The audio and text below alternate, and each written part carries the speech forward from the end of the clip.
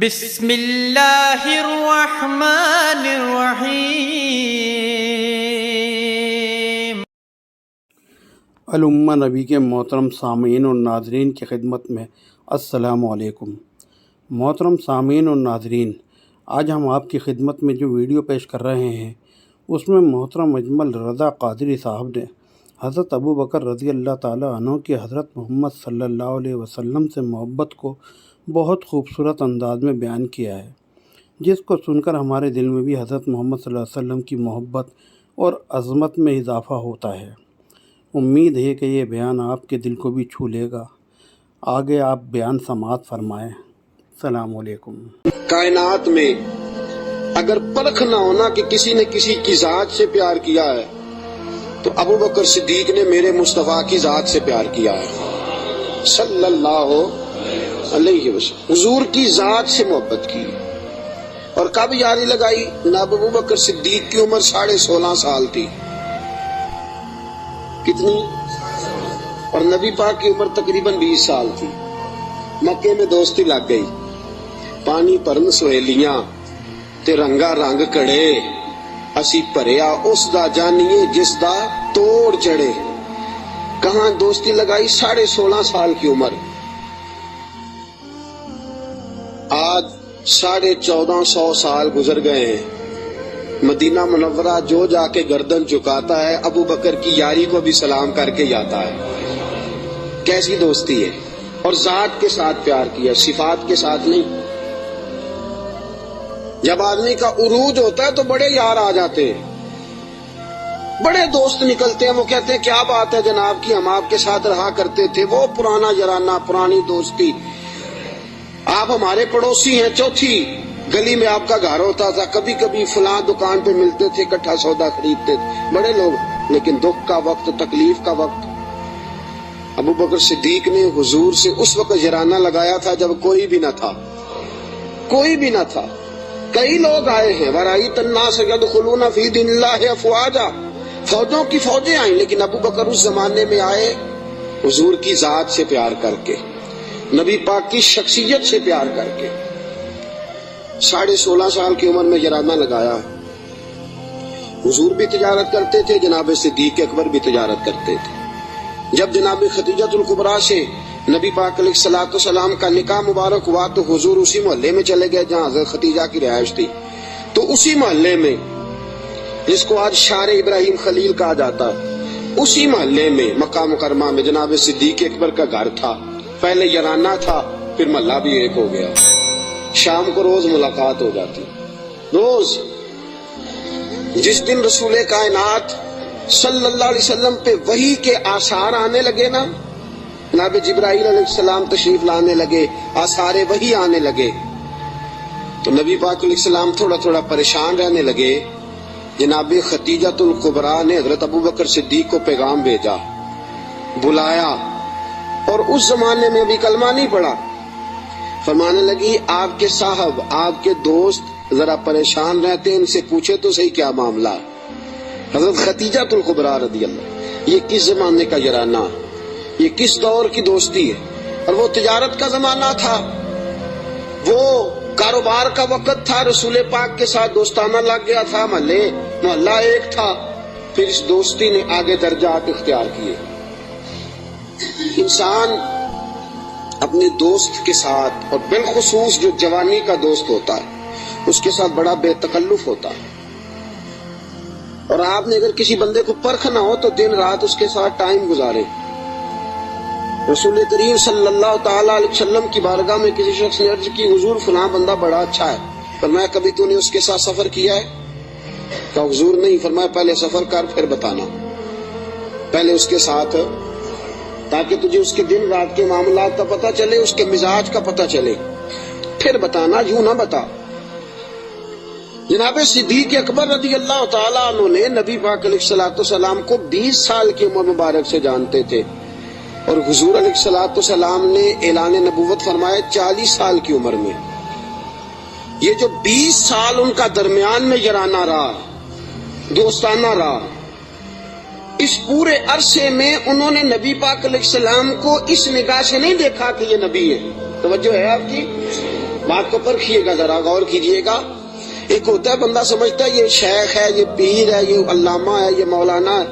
اب جب اس نگاہ سے وہ پرکھتا ہے، دیکھتا ہے، تو آپ جان سکتے ہیں کہ وہ اس کا تصور ہوتا ہے کہ یہ نیک ہوگا، پرہیزگار ہوگا. بہت ساری ایسی نظریں ہیں جو اس پہ وہ ڈالتا ہی نہیں، تائرانہ نظریں، تنقید کی نظریں ڈالتا ہی نہیں، اس زاویے سے وہ سوچتا ہی نہیں. میرے عزیزو، نبی کریم صلی اللہ علیہ وسلم کو جناب صدیق اکبر نے 20 سال اس نظر سے دیکھا ہی نہیں کہ یہ نبی ہے. یہ میرے نبی پاک علیہ الصلوۃ والسلام کی سیرت اور کردار کا حسن ہے. فقد لبثت فیکم عمرا من قبلہ افلا تعقلون. کہا لوگوں میں نے تمہارے درمیان عمر گزاری ہے، میرا تمہارے درمیان جوانی کا گزارنا اور پاکیزہ رہنا اس بات کی دلیل ہے کہ میں اللہ کا نبی ہوں. میری عمر کو دیکھ لو، میں نے 40 سال کا وقت تمہارے درمیان گزارا، یہ دلیل ہے کہ میں اللہ کا نبی ہوں. 20 سال دیکھا جناب صدیق اکبر نے. اور نبی پاک علیہ السلام فرماتے ہیں جس کو بھی میں نے کہا نا کلمہ پڑھ لے، اس نے معجزہ مانگا. کسی نے کہا پتھروں کو کلمہ پڑھائیے، کسی نے کہا درختوں کو سجدہ کرائیے، کسی نے کہا ڈوبے ہوئے سورج کو بلائیے، کسی نے کہا چاند توڑ کے دکھائیے. فرمایا ابو بکر نے معجزہ مانگا ہی کوئی نہیں. ابو بکر نے معجزہ کن فیکون اجے کل دی گل ہے، اساں پہلوں پریت رلائی. ابو بکر صدیق نے معجزہ مانگا ہی نہیں. میں نے کہا ابو بکر کلمہ پڑھ لے، تو حضور ٹھیک ہے پڑھا دے، حضور ٹھیک ہے پڑھا دے. نبی پاک علیہ السلام کا کلمہ پڑھ لیا جناب صدیق اکبر نے. دوستو، ابو بکر صدیق مکہ مکرمہ کے ایک سنجیدہ ترین شخص کا نام ہے. یہ جذباتی آدمی نہیں، یہ غریب آدمی تھا، چلا گیا پیر صاحب کے پاس، مرید ہو گیا، ساری زندگی خدمت میں گزار دی. یہ ایک بہترین تاجر ہے. یہ وہ شخص ہے جس کا مکہ مکرمہ سے لے کر مدینہ طیبہ تک اور شام کی سرحدوں تک تجارت کا مال پھیلا ہوا ہے. آپ دیکھیے جب ہجرت کر کے حضور گزر رہے ہیں نا مکہ مکرمہ سے مدینہ طیبہ کی طرف، تو بہت سارے لوگ ایسے تھے جو حضور کو نہیں جانتے تھے لیکن جناب صدیق اکبر کو جانتے تھے، واقف تھے حضرت صدیق اکبر کے. حضور انہوں نے جناب ابو بکر صدیق سے پوچھا یہ کون ہے آپ کے ساتھ؟ جناب صدیق اکبر یہ تو بتا نہیں سکتے تھے کہ یہ نبی پاک ہیں، اس لیے کہ بات پھیل جاتی، کافروں کو پتہ چل جاتا. پتہ کیا فرماتے تھے؟ فرماتے تھے یہ میرے راہبر ہیں، یہ مجھے سیدھا رستہ دکھاتے ہیں، یہ مجھے سیدھا رستہ دکھاتے ہیں، یہ میرے راہبر ہیں، میں ان کے پیچھے ہوں، جدھر لے جاتے ہیں میں چلا جاتا ہوں. وہ لوگ یہ سمجھتے کہ شاید ابو بکر کو رستوں کا پتہ، تو کسی ایسے شخص کو ساتھ لیا جسے رستوں کا. یہ ایک بہترین سمجھدار زیرک آدمی ہے، زیرک آدمی اور دانا آدمی ہے. اس نے کلمہ پڑھ لیا. کیا دیکھ کے؟ صرف یہ دیکھ کے کہ یار وہ شخص اس کی جوانی اتنی پاکیزہ ہے، اس کا مزاج عرب کے اس برے اور گندے معاشرے میں اتنا صاف ستھرا ہے، وہ یقیناً اللہ کا نبی ہو سکتا ہے. اس مزاج میں جناب صدیق اکبر نے کلمہ پڑھا اور کلمہ پڑھ کے پوری تیاری کر لی نبی پاک کا ساتھ دینے کی. تجارت چھوڑ دی، کاروبار چھوڑ دیا، بچے بھی تھے. ابو بکر صدیق کی 14 کے قریب اولادوں کا تذکرہ ملتا ہے، بچے بھی تھے، والد صاحب بھی موجود تھے. جناب ابو بکر صدیق کے والد گرامی جناب صدیق اکبر کے انتقال کے بعد ان کا وصال ہوا. حضرت صدیق اکبر کے بہن بھائی بھی تھے، سارا کچھ تھا، لیکن ابو بکر نے مان لیا ہے تو پھر باقی سارا کچھ چھوڑ دیا ہے. صدیق اکبر سائے کی طرح میرے نبی پاک کے ساتھ ہے. حضور نے فرمایا دن ہے تو ابو بکر نے کہا سونے دینی ہے. رات ہے تو حضور رات ہی ہے. ایک بات، صرف ایک بات، اور پھر میں آگے بڑھتا ہوں. حضرت علی المرتضیٰ رضی اللہ تعالیٰ عنہ نے لوگوں سے پوچھا تھا، لوگوں اپنے زمانے میں حضرت علی نے اپنے دور خلافت میں فرمایا لوگوں بتاؤ سب سے زیادہ بہادر کون ہے مسلمانوں میں سے؟ انہوں نے کہا حضور آپ علی ہیں، اسد اللہ و رسول آپ کا لقب ہے، آپ ہی سب سے زیادہ بہادر ہیں، اور کون ہوگا؟ تو جناب علی المرتضیٰ نے فرمایا مکہ مکرمہ میں ایک دن ایسا بھی آیا تھا کہ میرے سامنے کافروں نے رسول پاک کو پکڑ لیا تھا اور سارے مل کے اللہ کے حبیب پہ تشدد کر رہے تھے معاذ اللہ. کوئی گلے میں چادر ڈال کے اس کو مروڑتا تھا، اس کو جو ہے وہ کھینچتا تھا، اور حضور کی مقدس آنکھیں باہر نکل آئیں. فرمایا کوئی نبی پاک علیہ الصلوۃ والسلام کو مارتا تھا. فرماتے ایک شخص زور سے پکارا ابو بکر کو بلاؤ. ایک شخص زور سے پکارا ابو بکر کو. نبی علی المرتضیٰ فرماتے ہیں میری 13-14 سال عمر تھی، میں نے ابو بکر کو آتے دیکھا، نہ سر پہ ٹوپی تھی نہ پیروں میں جوتا تھا. ابو بکر دوڑا ہوا آیا، کافروں کو پکڑ کے ادھر پھینکا ادھر پھینکا، اور فرمایا رسول پاک کے اوپر لیٹ گئے. پھر جتنے ڈنڈے آئے ابو بکر کو لگے، پھر جتنے جوتے آئے ابو بکر کو لگے، پھر جتنے لوگوں نے مکے لگائے وہ ابو بکر کو لگے. فرمایا لوگوں میں تمہیں بتاتا ہوں کہ کائنات میں اگر علی کسی کو بہادر مانتا ہے تو ابو بکر صدیق کو بہادر مانتا ہوں. میں اگر کسی کو بہادر مانتا ہوں تو ابو بکر کو بہادر مانتا ہوں. ساتھیوں یاد رکھو، کرب کے عالم میں، اس دکھ اور دقت اور پریشانی کے عالم میں رسول پاک کے ساتھ تعاون کرنا، ساتھ کھڑے رہنا. اور حضور کا اعتماد پتہ کتنا تھا؟ ہجرت مدینہ کا حکم آ گیا، سارے صحابہ کو حضور نے فرمایا چلے جاؤ. سب کو کہا جاؤ مدینے، چلے گئے. جناب صدیق اکبر کہنے لگے حضور میرے لیے کیا حکم ہے؟ اگر آپ اس فکرے کو سمجھتے تو بڑی گہرائی ہے. بھئی سب کو حکم دے دیا، تیرے لیے کوئی انوکھا ہوگا؟ وہ جو ہے آپ کی سب کو کہ بھئی چلے جاؤ سارے. ابو بکر پوچھتے ہیں حضور میرے لیے کیا حکم ہے؟ جب سب کو کہہ دیا تو ابو بکر اندر نہیں آیا سب کے، کہا حضور میرے لیے. ابو بکر جانتے تھے باقی سب کا حکم اور ہوتا ہے، ابو بکر کا اور ہوتا ہے. سارے چلے جاؤ، حضور میرے لیے کیا حکم ہے؟ فرمایا تو نے نہیں جانا، تیرے لیے نہیں. حضور میرے لیے نہیں. نبی پاک علیہ السلام نے فرمایا مجھے امید ہے مجھے بھی اجازت مل جائے گی، دونوں کٹھے ہی جائیں گے، تجھے ساتھ لے کے جانا. بس تیاری شروع ہو گئی. ایک روایت میں 2 اور امام راضی کہتے ہیں نہیں 3 تھیں، 3 اونٹنیاں موٹی تازی تیار کر لی. اب دیکھو ڈیوٹی لگ رہی ہے. یہ تاجر آدمی ہے، تاجر گھاٹے کا سودا نہیں کرتے، نقصان کی بات نہیں کرتے. اس شخص نے دیکھی انداز کیا اختیار کیا ہے. حضرت ابو بکر صدیق نے اپنے غلام جناب عامر بن فہیرہ رضی اللہ تعالیٰ عنہ سے کہا تو نے دن بھر بکریاں چرانی ہیں اور جب شام پڑ جائے اندھیرا چھا جائے تو غار ثور کے سامنے بکریاں لے آنی ہیں. میں وہاں آؤں گا اور میں اتر کے بکریوں کا دودھ دھو کے لے جاؤں گا اور حضور کو پلا دوں گا. یہ غلام کی ڈیوٹی لگ گئی. اپنے بیٹے عبداللہ بن ابو بکر سے کہا کہ تو دن بھر کافروں کی سرگرمیوں کا خیال رکھے گا اور شام کو آ کے مجھے خبر کرے گا کہ ان کا نیا منصوبہ کیا ہے. اپنی بیٹی حضرت اسماء بنت ابی بکر سے فرمایا بیٹی ڈیلی تازہ کھانا پکا کے لانا، تازہ کھانا، اور دیکھنا شام کو کھانا لائے تو اتنا لانا کہ صبح بھی کھا سکے. ابو بکر صدیق رضی اللہ تعالیٰ عنہ کے پاس 40,000 دینار تھے گھر میں پڑے ہوئے. والد صاحب نابینا تھے.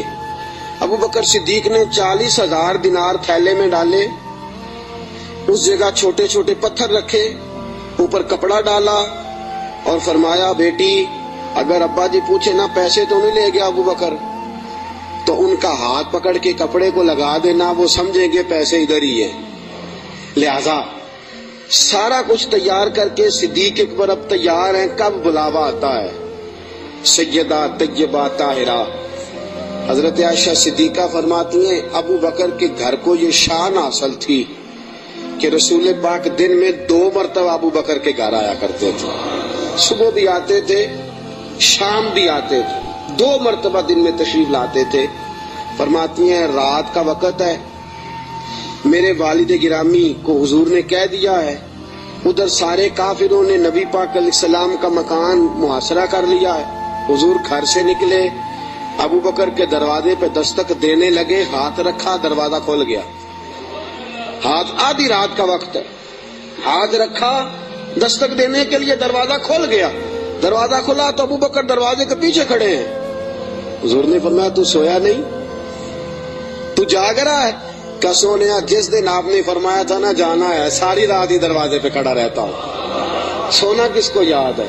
سونا مرنے کے بعد بھی میری آنکھیں کھلی رہی، مرنے کے بعد بھی میری آنکھیں کھلی رہی، مجھے عادت جو پڑ گئی تھی تیرے انتظار کی، کہ یا رسول اللہ جس دن فرمایا تھا جانا ہے، ساری رات دروازہ کھول کے انتظار کرتا ہوں، سونا جب بھی آئے گا فوراً نکلیں گے۔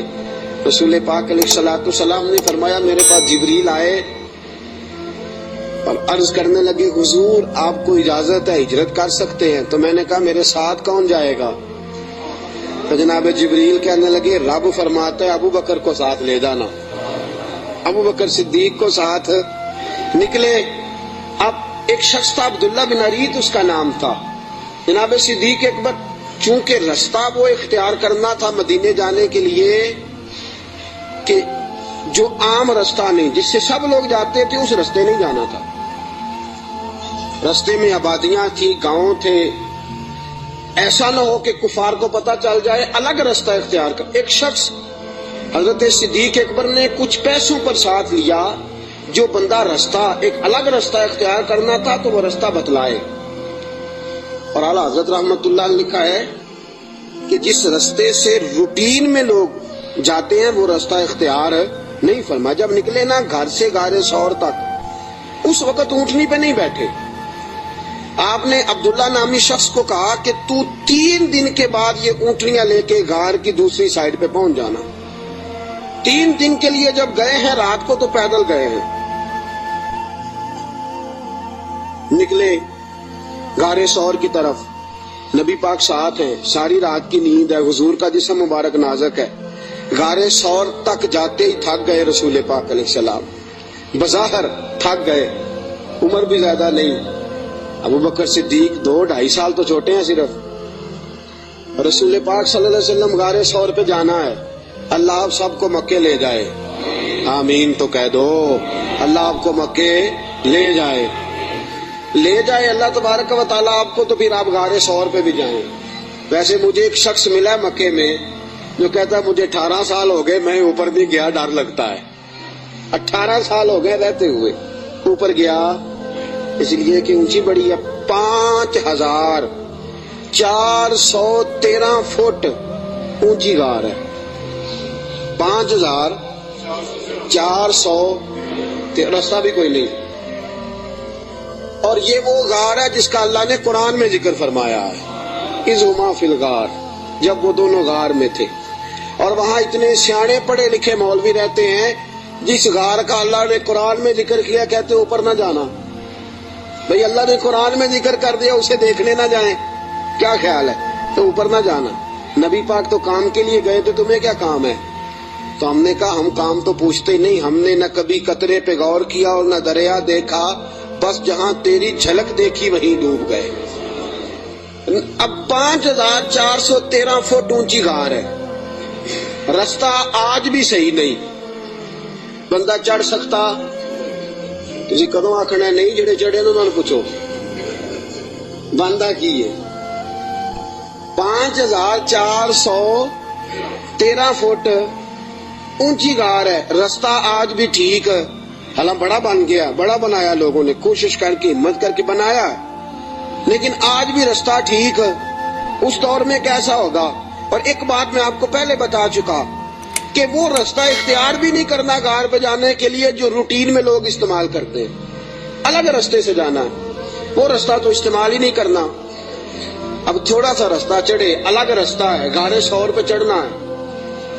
حضرت ابو بکر صدیق فرماتے ہیں اچانک میری نظر پڑی تو حضور کے مقدس قدموں سے خون بہ رہا تھا، اچانک نظر پڑی۔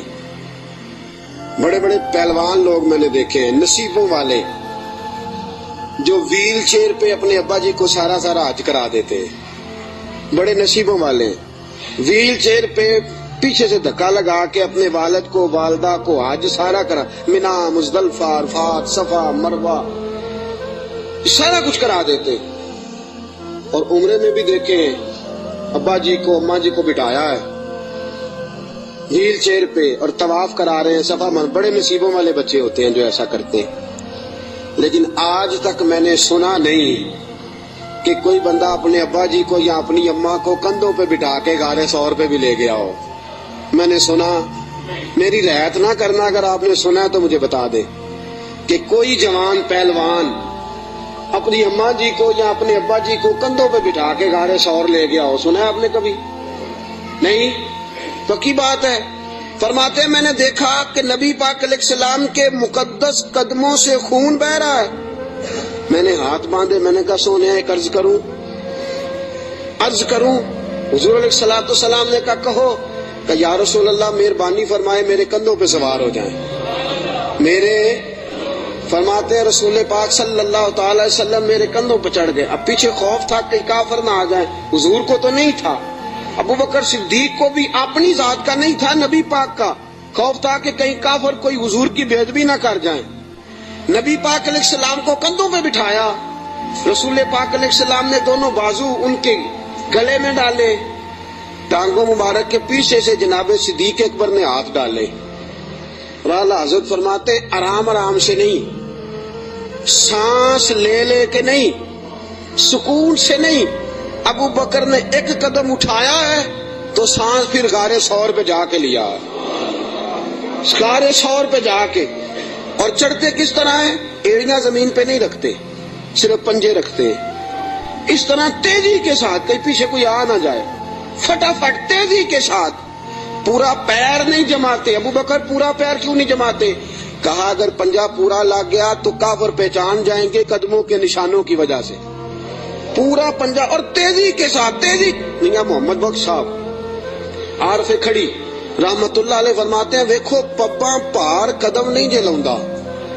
پباں پار ہے, پورا قدم نہیں جے لاؤندا. پباں پار قدم نہیں لاؤندا تے سور پہاڑ تے چڑھیا جاندا. پباں پار قدم نہیں لاؤندا, سور پہاڑ تے چڑھیا او پیا جاندا تے یار نبی دا. تیز تیز جا رہے تھے نا تو بزرگوں نے اس کی منظر کشی کی, تیزی سے بات کی.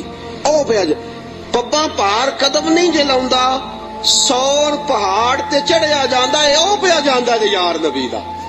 پباں پار قدم نہیں لاندا, سور پہاڑ تے چڑھیا جاندا او پیا جاندا تے یار نبی دا. اے اصلی دلدار نبی دا, اے اصلی دلدار. اب غار ثور پہ پہنچ گئے.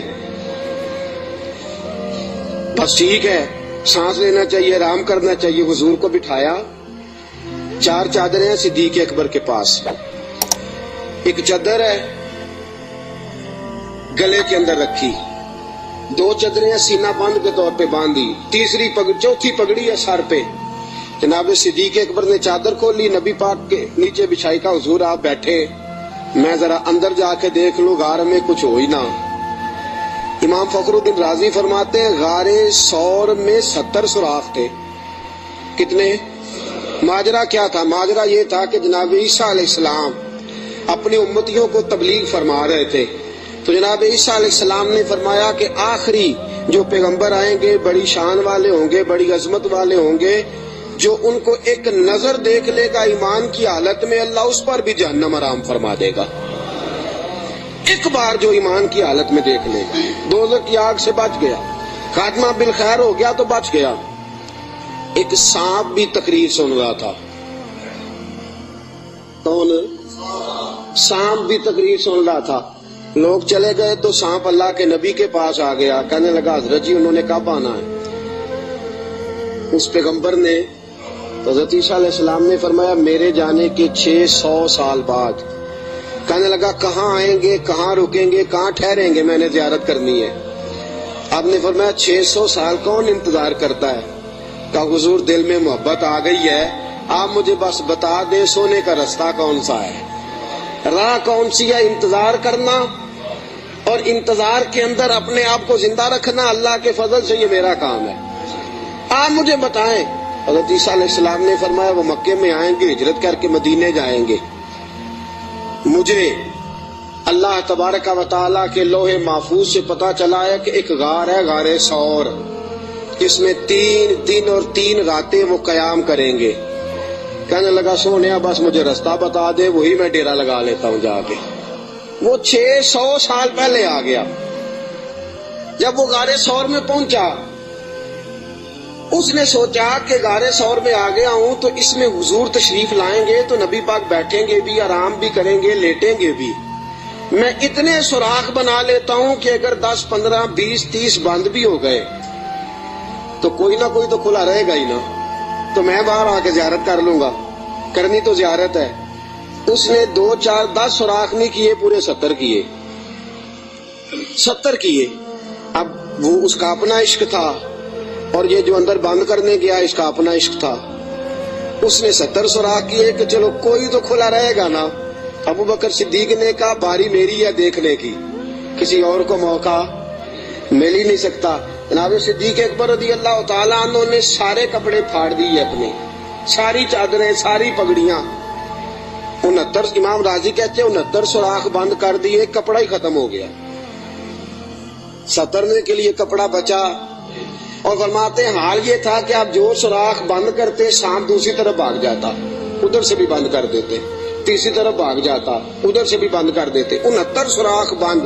70ویں سوراخ کی باری آئی، ابو بکر صدیق نے کہا حضور آ جائیں، نبی پاک اندر تشریف لے آئے۔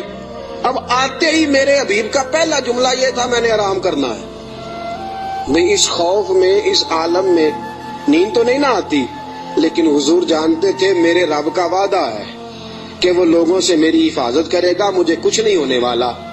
ابو بکر صدیق نے اس جگہ ایڑی رکھی جو سوراخ خالی تھا، حضور کو گودی میں لٹا لیا۔ اب ابو بکر صدیق جلوے نظارے کرنے لگے۔ امام راضی کہتے ہیں سانپ آیا، اس نے پہلے گزارش کی ابو بکر سے، اس نے اپنا چہرہ رگڑا ابو بکر کی ایڑی سے، کہنے لگا ابو بکر تھوڑا موقع دے دے یار، تھوڑا ٹائم دے دے۔ تو ابو بکر کہنے لگے نہیں باری میری ہے، تو آج ہی تو موقع ملا ہے، راج راج کے یار باری میری ہے، تجھے کیسے موقع؟ یہ تو کبھی کسی نصیبوں والوں کو ملتا ہے تصور شیخ پکانے کا موقع۔ ایک میں ہوں، دوسرا میرا یار ہے، تیسرا کوئی نہیں، کوئی اور تیسرا نہیں۔ ایک حرف سجن دے نا دا سانو دسدا وانگ قرآن، ہر دم یاد سجن وچ رہنا ساڈا اے ہوئی ورد گیان تے صورت یار دی ویندیا رہنا، اے سب عملاں دی جان ہے۔ سجنا ساڈا دین کی پوچھنا ہے، ساڈا اے ہوئی دین ایمان ہے۔ میری باری ہے۔ ابو بکر کہتے ہیں میں نہیں آنے دیتا۔ اس نے پہلے گزارش کی ہے، جناب صدیق اکبر کی بے ادبی۔ فرماتے ہیں جب نانا مانے بات تو اس نے 19 ڈنگ مارے۔ کتنے بولیے گا ذرا؟ 19 ڈنگ مارے۔ اللہ نہ کرے، خدا نہ کرے کہ دوران جمعہ کوئی چونٹی آپ کا پیر کاٹ لے، میری تقریر چھوڑ کے سارے آپ کو دیکھنے لگ جائیں گے۔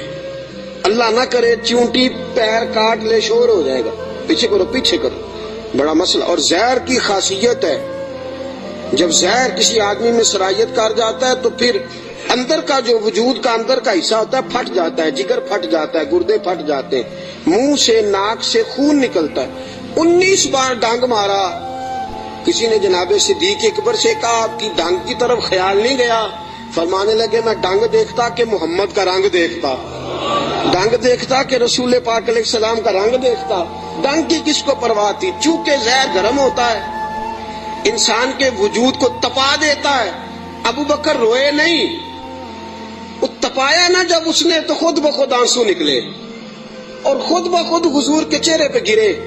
میرے رسول پاک کی آنکھ کھلی، کیا ہوا؟ تو آپ کو کوئی چیز ابھی یہاں آ کے کاٹتی ہے، میں پوچھتا ہوں جی کیا ہوا تو آپ کیا کہیں گے؟ حضرت علامہ مولانا فلاں فلاں فلاں فلاں صاحب مجھے جناب چیونٹی نے کاٹ لیا، یہ تو نہیں نا بندہ کہتا۔ بھئی یہاں آپ کو سانپ نے کاٹا ہے تو آپ تو کہیں گے سانپ سانپ سانپ، مولانا بیٹھے ہوں یا مفتی بیٹھے ہوں مجھے تو سانپ لڑ گیا ہے۔ نبی پاک صلی اللہ تعالی علیہ وسلم نے فرمایا ابو بکر کیا ہوا؟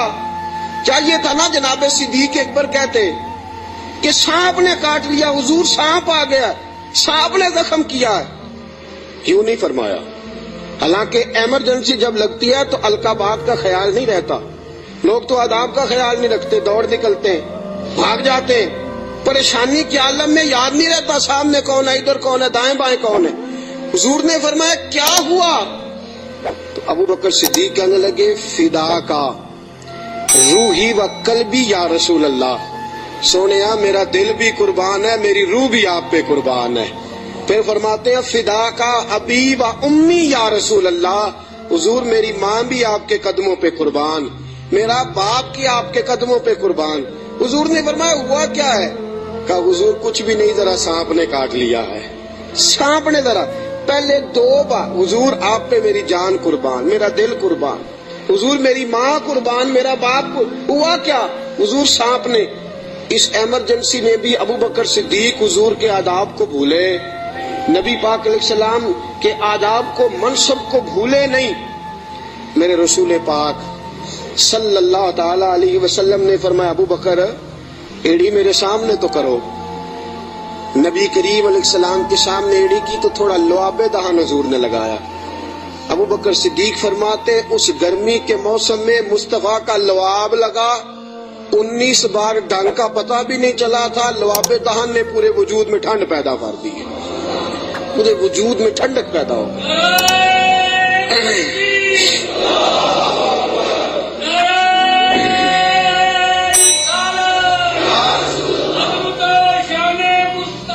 نبی کریم صلی اللہ تعالی علیہ وآلہ وسلم نے فرمایا ابو بکر تیرے کپڑے کدھر ہیں؟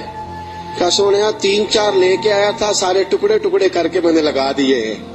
میرے حبیب پاک نے ہاتھ اٹھائے اور دعا کیا دی، کہا اے اللہ جس طرح میں اور ابو بکر غار میں کٹھے ہیں ہمیں جنت میں بھی کٹھا ہی رکھنا۔ یا اللہ جس طرح ہم غار میں کٹھے ہیں جنت میں بھی کٹھا ہی رکھنا۔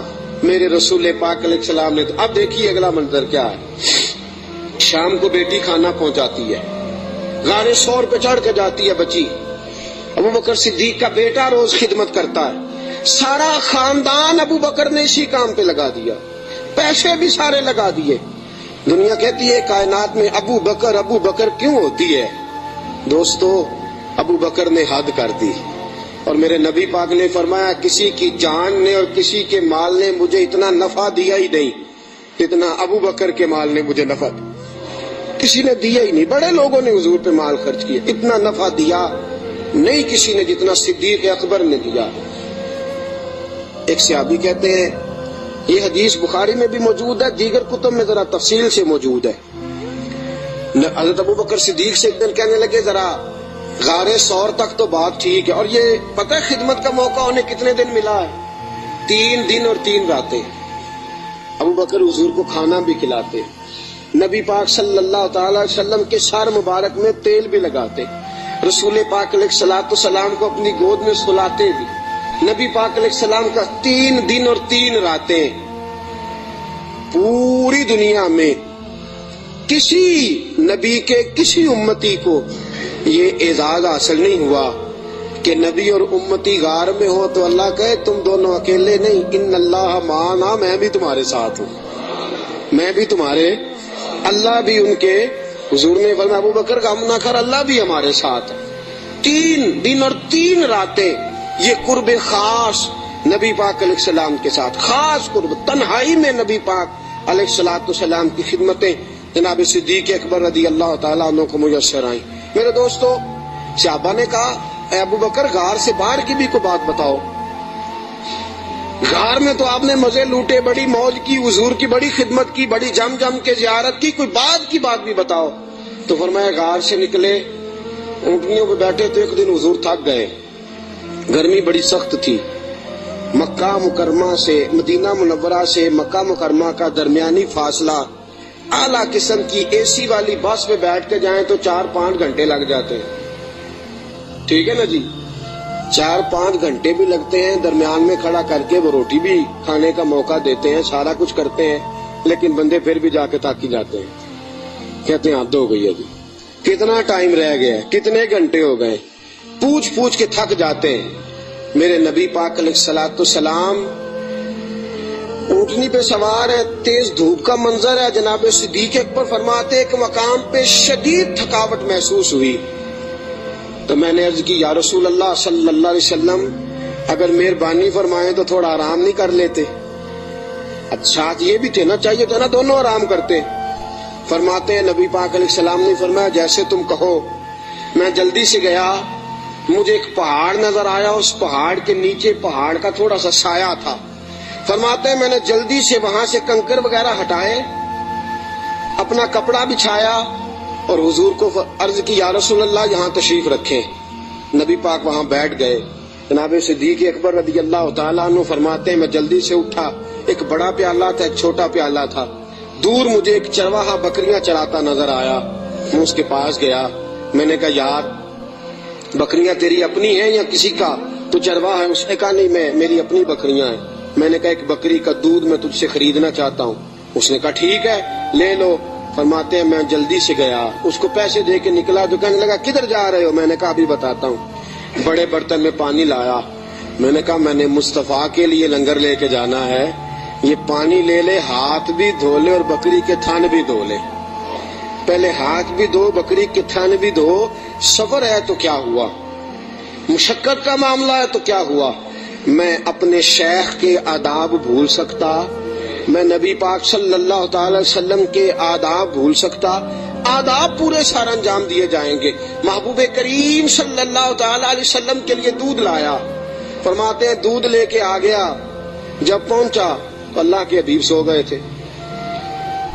اب حضور آرام فرمائے، میں نے تھوڑا سا اس میں ٹھنڈا پانی ڈالا، دودھ کو ٹھنڈا کر لیا۔ فرماتے ہیں دودھ کا پیالہ لے کے حضور علیہ السلام کے سرانے والی سائڈ پہ بیٹھ گیا۔ میں نے کہا جگانا نہیں، سونا جب اٹھے گا تب بھی پیش کر دوں گا۔ یاد رکھیں سفر میں انسان پریشان ہو جاتا ہے، روایت میں آتا ہے سفر عذاب کا ٹکڑا ہے، دقت ہو جاتی ہے، انسان بھول جاتا ہے اپنا آپ بھی۔ لیکن جناب صدیق اکبر نبی پاک کے آداب کو بھولے؟ بھئی آپ بھی تو تھکے ہوئے ہیں، آپ بھی تو ساتھ بیدار ہیں، آپ بھی تو سارا کچھ کر رہے ہیں، لیکن ابو بکر صدیق رضی اللہ تعالیٰ عنہ دودھ کا پیالہ لے کے سرانے بیٹھے رہے۔ اپنی مرضی سے میرے مصطفیٰ کی آنکھ کھلی، رسول پاک نے مسکرا کے دیکھا تو ابو بکر صدیق نے دودھ کا پیالہ پیش کیا۔ جب رسول پاک نے ٹھنڈا ٹھنڈا دودھ پیا، ابو بکر تیرے نصیبوں پہ قربان جائیں، اعلیٰ حضرت فرماتے ہیں حضور نے بچا ہوا دودھ ابو بکر کو عطا فرمایا۔ جناب صدیق اکبر نے دودھ پیا، یہی کافی نہیں تھا انعام؟ اتنا حضور کا جھوٹا کسی کو مل جائے تو یہی انعام کافی نہیں تھا؟ جب ابو بکر دودھ پی چکے تو میرے نبی پاک کی آنکھوں میں آنسو آ گئے، حضور رو پڑے، اور رسول پاک نے فرمایا اے اللہ، اے میرے مولا، تو ابو بکر کی نیکیاں دیکھ رہا ہے نا، اس کو بدلہ بھی قیامت کے دن تو ہی عطا فرمائے گا، تو ہی عطا کرے گا صبح قیامت اس کو بدلہ۔ عزیزو، جناب صدیق اکبر نے ہر موڑ پر تنہائی کے حضور کی ذات سے محبت کی ہے۔ جو حضور نے کہہ دیا ابو بکر نے کہا ٹھیک ہے، جیسا حکم ہو گیا، باقی ساری کائنات پیچھے۔ آج جوز ماننے کا ماحول ہے، جوز، تھوڑی مان لو تھوڑی چھوڑ دو، تھوڑا کر لو تھوڑا اپنا نفع نقصان سوچ کے چلو۔ ابو بکر صدیق نے سوچ دی کہ جب غلامی کا تصور آ گیا پھر نفع نقصان بھول جاؤ، پھر یہ دیکھو کہ سامنے کیا۔ کسی نے سیدنا غوث اعظم جیلانی سے پوچھا کہ حضرت جی آپ کے لاکھوں مرید ہوئے ہیں، مزہ کس بات میں آیا ہے؟ آپ فرمانے لگے لاکھوں چھوڑ دو، اللہ ایک دے دے، دے ابو بکر جیسا دے۔ لاکھوں چھوڑو، ایک دے دے، اللہ دے ابو بکر جیسا دے۔ لاکھوں کا کیا کرنا، ایک چاہیے، ہونا ابو بکر جیسا چاہیے، جو صدیق اکبر جیسا ہو۔ جناب ابو بکر صدیق رضی اللہ تعالیٰ عنہ نے اپنا آپ دیکھا ہی نہیں، پھر ساری زندگی رسول پاک کو راضی کرنے میں گزار دی۔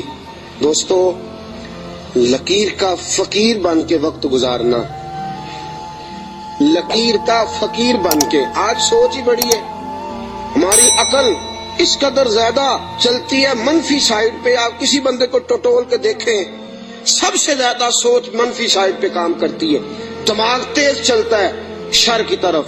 لیکن ساری زندگی میں نبی پاک علیہ الصلوۃ والسلام کے ساتھ 20 سال کی عمر میں جرانہ لگایا تھا اور 63 سال کی عمر میں وصال فرمایا۔ جناب ابو بکر صدیق رضی اللہ تعالیٰ عنہ کا یہ 43 سالہ جرانہ، 40 اور 3 43، साला यराना जनाब सिद्दीक अकबर का, सारी जिंदगी हुजूर, और बाद अज़ विसाले ज़ाहिरी भी नबी पाक के साथ यराना नहीं तोड़ा।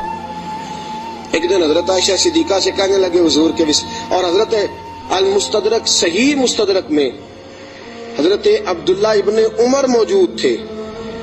किसी शख्स ने कहा कि अबू बकर सिद्दीक का विसाल बीमारी की वजह से हुआ है। जागिए जरा मेरी बात सुनिए। किसी शख्स ने कहा कि जनाब सिद्दीक अकबर का विसाल बीमारी के आलम में हुआ। जनाब सैयदना अब्दुल्ला इब्ने उमर ने जलाल फरमाया तुम्हें तुम्हारी मां रोए, अबू बकर बीमार होके गया है, पर उसे कोई ज़ाहिरी मर्ज नहीं था, वो नबी पाक के विसाल को बर्दाश्त नहीं कर सका। उसे हुजूर की जुदाई का गम था। जिन्हां दे दिल बर जानी विछड़न कौन रोवे फिर थोड़ा, सब रोगां दा रोग मुहम्मद जिसदा नाम विछोड़ा। नबी पाक अलैहिस्सलाम की जुदाई का गम लेके कब्र अनवर में हजरत अब्दुल्ला इब्ने उमर का फरमान।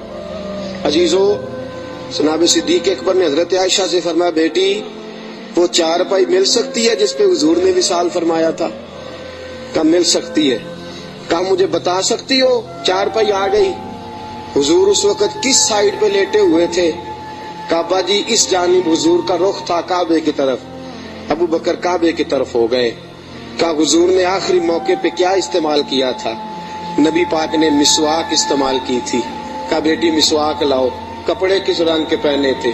अबू बकर इस रंग के पहने थे। बेटी थी ना जी सैयदा आयशा, रो पड़ी। काबा जी आप क्यों ऐसे सवालात करते हैं? कहा बेटी जिंदगी मुस्तफा के नाम पे गुजार दी है, मेरा तो और तारफ ही कोई नहीं, नौकर बन के वक्त गुजारा, नौकरी की है जिंदगी में, और तारफ ही कोई नहीं, मैंने तो और कुछ कमाया ही नहीं, मैं अपनी हयाती तो कुर्बान जावा, बस मुहम्मद मुहम्मद पकींदे गुजर गई, और तो कुछ इकट्ठा ही कोई नहीं किया। मेरे साथ जो ताजर थे उन्होंने जायदादें बनाई, और मेरे साथ जो कारोबार करने वाले थे उन्होंने पैसे बनाए, पर मैं अपनी हयाती तो कुर्बान जावा, मेरी तो मुहम्मद मुहम्मद पकींदे गुजर गई, और तो कोई काम किया ही नहीं, बस इसी काम में गुजर गई। दिल करता है, मेरा दिल करता है कि मरूं भी उस तरह जिस तरह रसूल पाक ने विसाल फरमाया था। बेटी मेरा दिल करता। हजरत आयशा सिद्दीका रदी अल्लाह ताला अन्हा अर्ज करती हैं कि आप इस किस्म की बातें क्यों? कहा बेटी एक आखिरी जवाब दे दे, हुजूर का विसाल हुआ तो दिन कौन सा था? हजरत आयशा सिद्दीका फरमाती है अब्बा जी पीर का दिन था। फरमाया बेटी फिर तू दुआ कर, अल्लाह मुझे मंगल ना दिखाए, दुआ कर अल्लाह मुझे मंगल ना दिखाए ये वक्त। दोस्तों, जनाब सिद्दीक अकबर का विसाल हुआ तो अलीउल मुर्तजा जैसा शेर चारपाई के सराहने खड़ा हुआ, तो हजरत अबू बकर की चारपाई के सराहने खड़े होके अलीउल मुर्तजा रो रो के बेहाल हो गए और कहने लगे लोग कहते हैं अबू बकर चला गया है, मुझे तो लगता है दुनिया से मुस्तफा की तस्वीर रुखसत हो गई है। लोग कहते हैं अबू बकर गया, और मुझे लगता है कि ये वफाओं का जनाजा है। ये आज जो हम जनाजा पढ़ेंगे ये मोहब्बतों का जनाजा। कायनात में वफा जिसका नाम था, और कायनात में नौकरी करने का जिसने हक अदा किया, और कायनात में जिसने वफाएं रकम की, हजरत अली मुर्तजा शेर खुदा रदी अल्लाह ताला अन्हु ने फरमाया मुझे तो लगता है ये वफाओं के पैकर का जनाजा है। अबू बकर सिद्दीक का जनाजा उठा। अलीउल मुर्तजा मेरे हबीब पाक अलैहिस्सलाम के रोज़ा अतहर पे खड़े होके कहने लगे हुजूर अबू बकर आया है, या रसूल अल्लाह अबू बकर आया है। उसका दिल करता है कि आपके कदमों में जगह मिले। जनाब अलीउल मुर्तजा पैगाम देते हैं और मेरे हबीब पाक सल्लल्लाहु अलैहि वसल्लम के रोजे की खिड़की खुलती है तो हुजूर ने फरमाया इसने नौकरी बड़ी की है, इसको करीब लाओ और इसको मेरे पहलू में दफन करो। इंसान तो इंसान रहे, 70,000 फरिश्ते असर के वक़्त और 70,000 फरिश्ते जो फजर के वक़्त मुझ पर सलामी देने आते हैं, मैं उनकी ड्यूटी लगाऊंगा। अबू बकर पे भी सलाम पढ़ के जाना, सिद्दीक की अजमत को भी सलामी दे के जाना। अल्लाह की कसम, जो अबू बकर रदी अल्लाह ताला अन्हु से माज़अल्लाह किसी वजह से इख्तलाफ भी रखता है ना, मेरे हबीब ने कोई रंग ही ऐसा बना दिया है। अबू बकर से माज़अल्लाह अस्तगफिरुल्लाह किसी वजह से इख्तलाफ भी रखता है ना, जब मेरे मुस्तफा के मवाजा शरीफ के सामने खड़ा होके हाथ बांध के सर झुकाता है और हुजूर पे सलाम पढ़ता है, तो कसम अल्लाह की अबू बकर की बारगाह में खुद ब खुद ही सर झुक जाता। خود بخود سر جھک جاتا ہے. قیامت تک لوگ سلامیاں دے رہے ہیں. ایک کی کام سیکھا ابو بکر نے.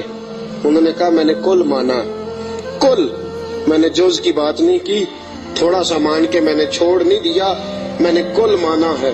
مکے کی گھاٹیاں تھی پھر بھی میں نے کل ہی مانا.